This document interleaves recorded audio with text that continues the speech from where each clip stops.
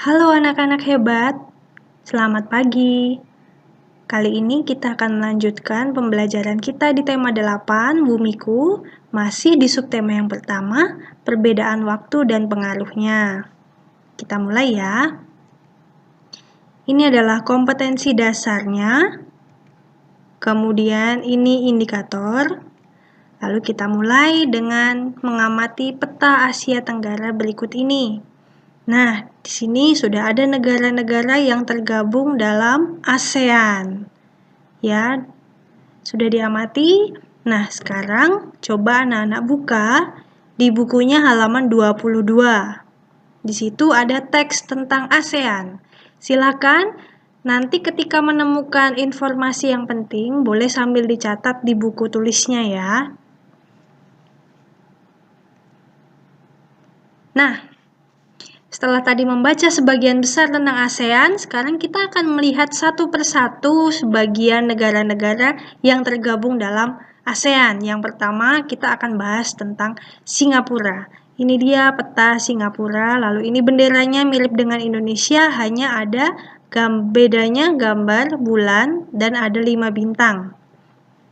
Oke, kita lihat. Ibu kota Singapura ya Singapura juga, dengan luas wilayahnya 622 km persegi. Dia ini kecil ya, tapi luar biasa sekali untuk kemajuannya. Nah, kelompok etnis masyarakat Singapura itu paling besar kelompok Tionghoa. Lalu ada Melayu dan India. Bahasa yang digunakan di Singapura ada yang bahasa Melayu, Cina, Tamil, dan juga bahasa Inggris. Untuk agama terbesar di Singapura adalah agama Tao, lalu ada agama Buddha, Islam, dan Kristen. Hampir mirip dengan di Indonesia. Lagu kebangsaannya adalah Majulah Singapura, bentuk pemerintahannya republik, yang dipimpin oleh presiden, dan kepala pemerintahannya adalah Perdana Menteri, mata uangnya dolar Singapura.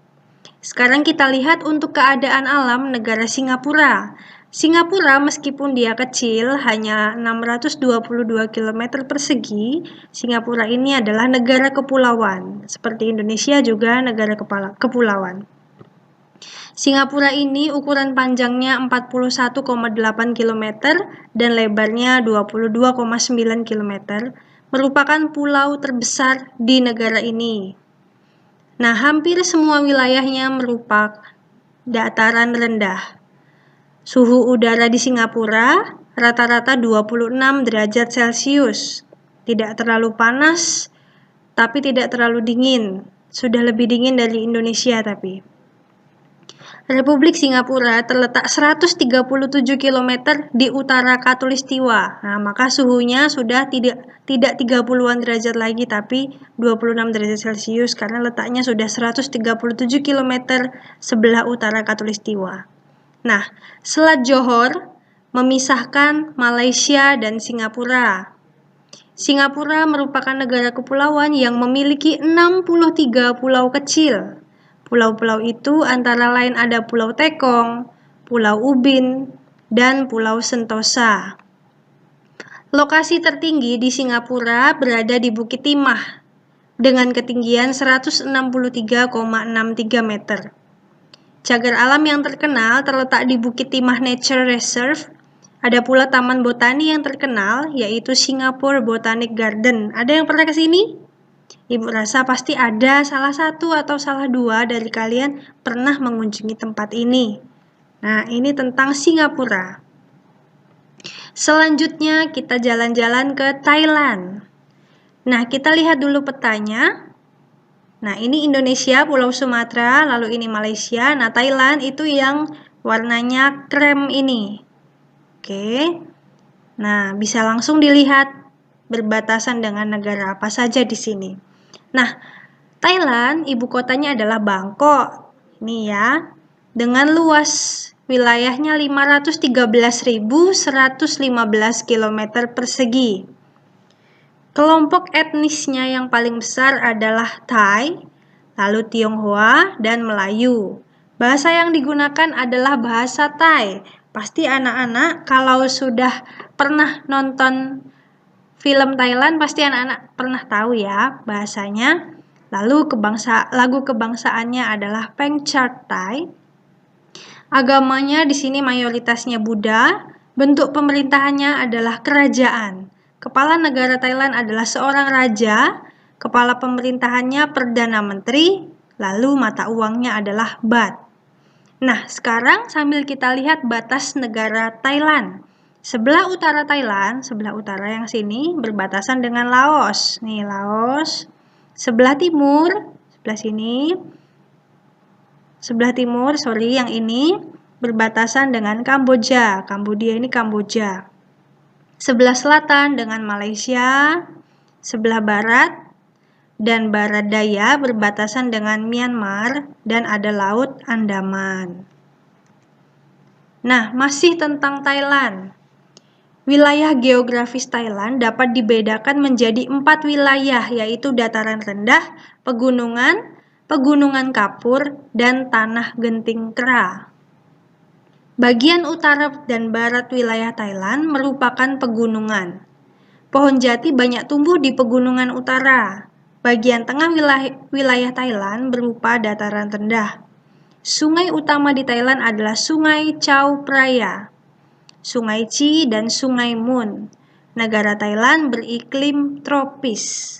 Nah, dataran rendah berada di bagian tengah. Daerah ini dialiri oleh Sungai Chao Phraya yang mengalir ke Teluk Thailand. Daerah ini merupakan daerah yang subur. Nah, jadi daerah yang subur itu di tengah Thailand.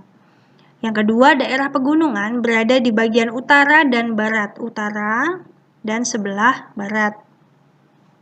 Gunung tertinggi adalah Gunung Doi Intanon dengan tingginya 2.576 meter. Pegunungan kapur berada di bagian timur. Di bagian timur dekat Laos ini yang disebut Pegunungan Plateau. Yang keempat, Tanah Genting Kera. Ini sangat terkenal sekali di Thailand ya, yang memanjang di semenanjung Thailand, berada di bagian selatan. Nah, berarti hampir perbatasan dengan Malaysia ini ada Tanah Genting Kera di semenanjung Thailand. Oke, kita lanjut lagi ke Vietnam. Kita lihat petanya. Vietnam ini yang berwarna kuning ini ya, Vietnam. Ibu kotanya adalah Hanoi. Sini dengan luas juga ya Vietnam, 331.210 km persegi. Dengan kelompok etnisnya ada Vietnam, ada China, Perancis, dan juga Inggris. Agama yang terbesar di Vietnam adalah agama Buddha, kemudian ada juga agama Kristen dan juga Tao. Pemerintahannya berbentuk republik sosialis. Kepala negara dipimpin oleh presiden, dan pemerintahan dipimpin oleh Perdana Menteri. Mata uangnya mudah sekali untuk diingat, dong. Nah, sekarang kita lihat untuk batas negaranya. Sebelah utara berbatasan dengan Tiongkok, dengan China. Sebelah timur dan selatan, sampai selatan ini berbatasan dengan Laut Cina Selatan. Sebelah barat berbatasan dengan Teluk Siam. Di sini ada Teluk Siam. Ada juga Kampuchea dan Laos. Maksudnya ini ada Kamboja, ada Laos. Nah, kita lanjut. Luas Vietnam kurang lebih tadi kan 331.210 km persegi. Daerahnya terdiri atas bukit-bukit dan gunung-gunung berhutan lebat, serta sedikit dataran rendah. Wilayah Vietnam bagian utara berupa pegunungan, sedangkan bagian selatan berupa dataran rendah yang subur. Gunung-gunung yang ada di Vietnam antara lain Gunung Ngoc Linh dan Gunung Chu Yang Sin. Sungai utamanya adalah Sungai Mekong dan Sungai Sangka. Nah, ini juga sangat terkenal sekali, sering keluar soal di ujian tentang Sungai Mekong terletak di mana. Nah, oke, lanjut ya. Baik, sekarang anak-anak buka lagi bukunya, halaman 37. Di sana ada informasi lagi tentang ASEAN. Sangat penting, halaman 37 sampai 38. Nanti kalau sudah dilanjutkan halaman 49. ada tentang keadaan alam Indonesia. Baik, pause dulu videonya, silakan dibaca dulu teksnya. Nah, setelah tadi membaca tentang ASEAN, tentang kenampakan alam Indonesia, sekarang dibuka lagi bukunya. Ada sebuah bacaan di halaman 30 tentang sekolah anak jalanan. Nah, setelah nanti dibaca teksnya, ada tugas untuk hari ini. Dari teks sekolah anak jalanan, silakan anak-anak sambil mengamati, sambil merenungkan. Sebenarnya apa saja kewajibanku sebagai seorang pelajar? Jadi silakan nanti dibuat semacam mind map peta pikiran sebagai berikut ini. Isinya adalah menyebutkan 5 kewajiban sebagai seorang pelajar yang seharusnya anak-anak lakukan. Nah, dibuat di buku tugasnya, dibuat serapi mungkin, semenarik mungkin, sejelas mungkin. Paling lambat dikirim ke wali kelas malam ini jam 10 malam ya. Nanti kalau sudah difoto, lalu dikirim ke wali kelas. Cukup 5 saja. Jelas ya tugasnya? Nah, kita kembali ke materi sebelumnya, let's review. Kita review sebentar. Ada gambar bumi, Earth di tengah. Nah, bumi melakukan 2 gerakan, ada rotasi dan revolusi. Rotasi adalah pergerakan bumi berputar pada porosnya. Sedangkan revolusi bumi berputar mengelilingi matahari. Nah, untuk arah rotasi bumi dari arah barat menuju ke timur. Dari barat ke timur. Nah, kala rotasi bumi atau waktu yang diperlukan bumi untuk 1 kali berputar pada porosnya selama 24 jam. Nah, terakhir, akibat rotasi bumi, yang pertama terjadinya pergantian siang dan malam. Lalu ada gerak semu harian matahari, seolah matahari saat pagi hari terbit di timur, lalu di sore hari terbenam di barat. Nah, itu semu. Dan yang terakhir, perbedaan waktu di berbagai daerah di dunia. Kemarin sudah kita belajar sama-sama. Nah, now let's watch the simulation. Ada sebuah simulasi untuk hari ini. Silakan disimak dengan baik ya. Oke, misalnya di sini Ibu akan mensimulasikan bagaimana proses terjadinya revolusi bumi. Di sini ini adalah matahari, pusat tata surya. Nah, ini yang kecil ini adalah bumi. Nah, bumi kan melakukan 2 gerakan, rotasi dan revolusi. Nah, sambil nanti dia melakukan revolusi mengelilingi matahari, bumi juga berotasi. Nah, seperti apa? Baik, Ibu akan mulai simulasinya ya. Nah, kita perhatikan di sini muncul berapa hari waktunya yang diperlukan untuk berevolusi mengelilingi matahari. Jadi seperti ini proses revolusinya. Nah, jangan lupa sambil bumi mengelilingi matahari, bumi juga berotasi, berputar pada porosnya. Kita lihat sebentar lagi kembali ke posisi awal. Nah, kan 365 hari sampai di posisi awalnya, kemudian terus melakukan revolusi. Nah, bagaimana proses revolusi? Kalau kita lihat di sini ada bulan. Nah, bulan itu kan adalah satelit alami. Satelit itu benda pengiring planet. Nah, ketika bumi melakukan revolusi, apa yang terjadi dengan bulan? Kita lihat sama-sama ya. Nah, bulan itu mengelilingi bumi. Bulan itu berevolusi mengelilingi bumi, padahal bumi berevolusi mengelilingi matahari. Maka prosesnya itu seperti ini. Nah, begitu ya. Oke, kita lihat. Sekarang lintasannya saat bumi mengelilingi matahari. Nah, ini adalah orbit atau lintasan saat bumi mengelilingi matahari. Nah, ini hanya garis khayal ya, tidak ada di luar angkasa sana garisnya seperti ini hanya garis khayal.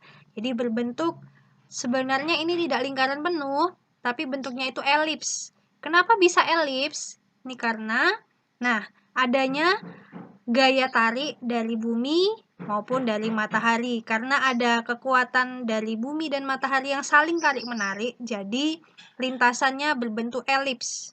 Nah, bumi itu mempertahankan diri supaya tidak tertarik ke matahari, dan matahari itu juga berusaha untuk menarik bumi. Karena mereka saling tarik-menarik, jadi posisinya seperti ini. Begitu ya. Oke, setelah tadi mengamati simulasinya, mudah-mudahan anak-anak bisa lebih paham tentang revolusi bumi. Nah, ini masih lanjutannya dari simulasi tadi. Jadi, ketika bumi melakukan revolusi mengelilingi matahari, perlu diingat, bumi itu kan juga melakukan rotasi. Nah, berputar pada porosnya. Ini adalah gambaran poros bumi yang semacam sumbu di tengah ini. Nah, anak-anak juga ingat kalau bumi itu posisinya miring 23,5 derajat ya. Nah, karena bumi melakukan revolusi, ada pengaruhnya yang sangat dirasakan di bagian kutub utara KU, di bagian kutub utara bumi maupun di bagian kutub selatan bumi. Nah, mengapa begitu terasa? Kita amati sama-sama. Kita mulai dari yang bagian sini ya. Nah, di bagian ini, kutub utara bumi itu akan mendapat lebih banyak cahaya matahari dibandingkan kutub selatan. Maka, di tanggal 21 Maret bisa bergeser, tapi kisaran bulan Maret, di bagian ini, awal musim semi di belahan bumi utara. Nah, jadi karena di belahan bumi utara mendapatkan cahaya matahari, maka pada bulan Maret, belahan bumi utara itu mendapat cahaya matahari sehingga mengalami musim semi. Sedangkan di bagian selatan bumi mengalami musim gugur karena tidak mendapat cahaya matahari, hanya sedikit dapatnya. Lalu bumi berevolusi lagi, berjalan di bagian sini. Nah, ini kan satu tahun ada 12 bulan. Kalau dibagi 4 berarti ini 3 bulan kemudian. Nah, di sini ya. 3 bulan kemudian di sini, lalu 3 bulan kemudian ada di sini bulan September. Nah, di bulan September gantian. Kutub selatan bumi yang mendapat banyak cahaya matahari. Nah, jadi ketika di bulan September, belahan bumi utara mengalami musim gugur. Kebalikannya di sini tadi. Nah, di belahan bumi selatan, gantian yang mengalami musim semi. 3 bulan kemudian setelah September, di sini, bulan Desember. Nah, di bulan Desember, di belahan bumi utara mengalami musim dingin. Sedangkan di belahan bumi selatan mengalami musim panas. Jadi anak-anak ketika liburan sekolah biasanya ini sangat bermanfaat sekali. Nah, kan di sini bulan Maret. Di bulan Maret, kalau mau main ke negara Eropa, Eropa itu kan berada di bagian utara bumi. Nah, di bagian utara bumi kalau bulan Maret ke Eropa, di sana nanti musim semi. Wah, bagus sekali. Atau pengen menikmati musim gugur di Eropa, berarti aku harus berangkatnya bulan September. Nah, lalu misalnya aku pengen ke Australia ketika musim dingin, berarti ketika bulan Juni di sini. Nah, seperti itu ya. Jadi, ini salah satu akibat dari revolusi bumi, yaitu adanya pergantian musim di belahan bumi utara dan selatan. Maka, the conclusion is, yang pertama, revolusi bumi adalah perputaran bumi mengelilingi matahari. Kemudian saat bumi mengelilingi matahari itu membentuk lintasan yang biasa dikenal dengan orbit yang berbentuk elips. Nah, waktu yang diperlukan bumi untuk mengelilingi matahari selama 365 hari ini sebenarnya. Namun supaya lebih mudah menghitungnya, ada yang 365 hari dan setiap tahun kabisat 4 tahun sekali jumlah harinya adalah 366 hari. Nah, jadi kan seperempat ini diakumulasikan selama 4 tahun sekali, jadi di tahun kabisat 366 hari.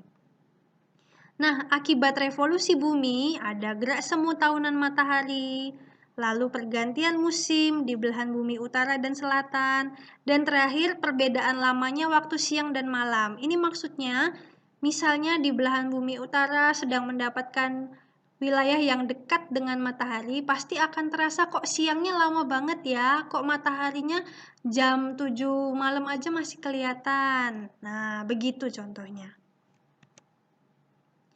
Oke, terima kasih. Selamat belajar. Tuhan memberkati.